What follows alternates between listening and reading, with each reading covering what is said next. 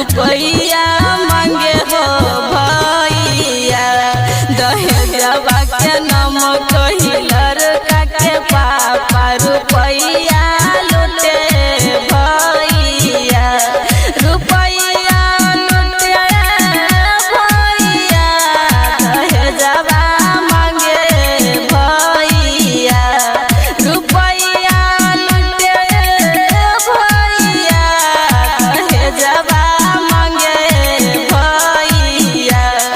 दहेजवा के नाम कही लड़का के पापा रुपया लूटे भैया दहेजवा के नाम